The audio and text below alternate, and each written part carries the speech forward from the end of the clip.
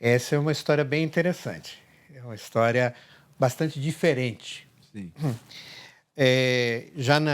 Eu venho de uma família que minha mãe era uma católica nominal, meu pai era ateu convicto. Poloneses.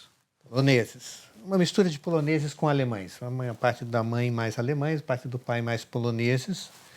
Mas era uma boa mistura entre poloneses e alemães. E já na minha adolescência, estudando inclusive num colégio católico, eu já me declarei ateu.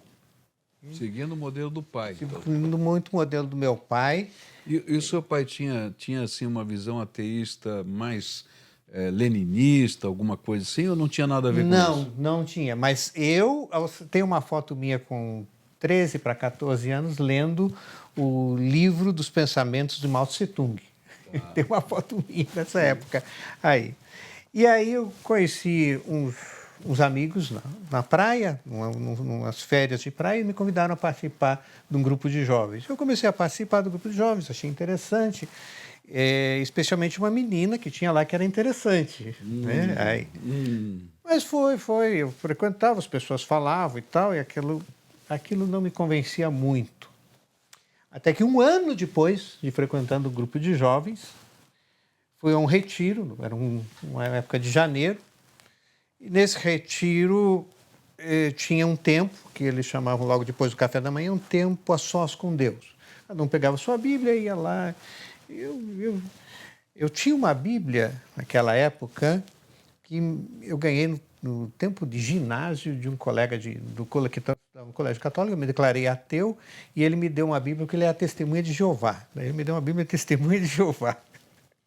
Eu peguei essa Bíblia e tal, e era sós com Deus, me sentei debaixo de uma árvore e nisso começou um vento, uma ventania muito forte.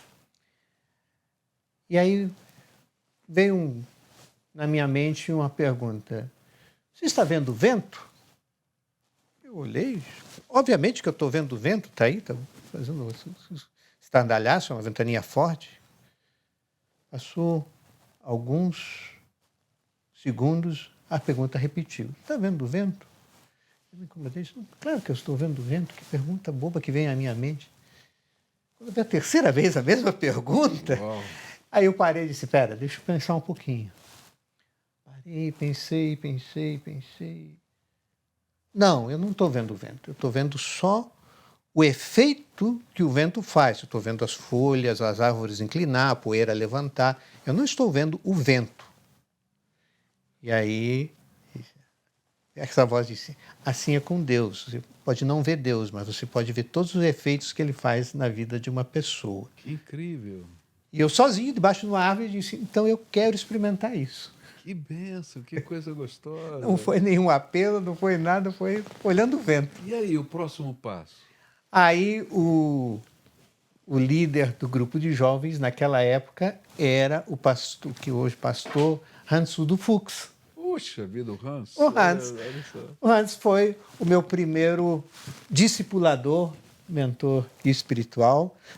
Ele era primo da minha esposa também, e temos um carinho, uma amizade até hoje, muito querida. E aí foram os primeiros passos. Quando eu falei isso, as pessoas olhavam, não acreditavam muito, e ele foi o primeiro que disse: não, eu acredito em você, vamos estudar a Bíblia junto. E aí a gente começou a estudar a Bíblia junto. Maravilha. Começamos com o pé esquerdo, porque ele começou fazendo discipulado comigo, estudando o livro de Apocalipse. Uau! Eu vou bater um papo com esse meu amigo Hans, olha só. Mas foi muito bom, e aí logo... Ele pensou assim, se esse aqui é questionador, vamos bater de frente agora. Ele tinha um livro grosso, assim, de não sei quem, era um cara da Idade Média, e ele estava entrando no seminário Batista, na Faculdade Batista, lá em São Paulo, que ele fez. Sim.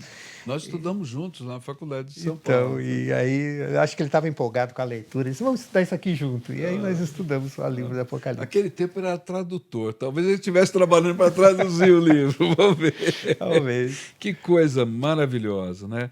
Agora fala um pouquinho, né, do Catito convertido, que se torna profissional como psicólogo e com especialização em tema de família. Eu me converti um ano... no ano que eu me converti, eu estava fazendo o preparatório para o vestibular. E eu fiquei tão empolgado com a minha conversão e com tudo aquilo. Houve uma mudança tão grande que eu fui ao meu pastor, o pastor Fred Borson, e disse: pastor, eu quero ir para o seminário. E ele muito sabiamente disse: Tito, converse com os seus pais. E eu cheguei ao meu pai e disse: pai, eu quero ir para o seminário. E o meu pai disse: não, de jeito nenhum, não quero filho meu ao seminário. Meu filho tem que fazer faculdade, vai ter uma profissão, não quero... Meu pai era ateu, né? Tinha suas restrições. E aí eu fiquei em dúvida. Eu tinha feito o segundo grau na antiga Escola Técnica Federal do Paraná, no curso de mecânica. Eu ia ser engenheiro mecânico. Mas eu não estava satisfeito com aquilo, eu achava muito lógico, muito racional. E não que eu tenha problema com números, nunca tive problema com números, mas era a coisa muito mecânica. E aí falei para o pastor, e o pastor Fred disse: obedeça a seu pai. Eu disse: também, honre seu pai, Deus vai fazer alguma coisa diferente. E eu comecei a orar. Faltando um mês para eu fazer a inscrição para o vestibular, eu cheguei da escola, né, ensino secundário, cheguei em casa, sentei conversando com a minha mãe, e a minha mãe, do nada, aliás, naquela manhã ainda tinha orado muito: Deus, me mostra o que o senhor quer que eu faça. E minha mãe, do nada, vira e disse: puxa, queria tanto que um filho meu fizesse psicologia. E aquilo ali fez assim, tum! Uau. Então, acho que é a voz de Deus. Me inscrevi em psicologia, fiz o vestibular para psicologia na Universidade Federal do Paraná. Meus pais não tinham muitos recursos, era uma família humilde, mas era federal ou federal, lá não tinha muita... Não tinha chance. E eu passei. E o mais interessante é que eu tinha uma avó que queria que eu fizesse medicina. Eu nunca me interessei por medicina. E depois que eu passei aí tem uma história rapidinha que eu vou contar, que não teve trote na minha turma. Era ciências humanas, eles estavam... Sabe por que você não teve trote? Era para você poder curtir um pouquinho mais o cabelo. Foi. Com certeza, naquela época, foi... Todo mundo cortava o cabelo. E aí eu tinha um grupo de jovens, tive mais 3 colegas que fizeram vestibular na mesma época, eles não passaram. Os 3 não passaram e eu passei. Só que tinha o negócio da segunda chamada, terceira chamada, e esses colegas, um dia, logo depois do vestibular e tal, disseram: olha, nós vamos lá na reitoria ver se a gente ainda tem chance na segunda chamada, porque você quer saber em que lugar você ficou. Você quer ir junto? Eu disse: vamos junto. Fomos os 4 lá. Os 3 lá: você ficou, falta tantos na sua frente, outro falta tantos, né? E eu só olhando, né? Estava ali. Aí o senhor que estava vendo isso, e você?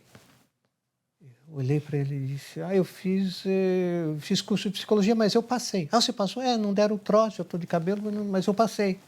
Você quer saber que lugar você passou? Dá para ver aí? Dá?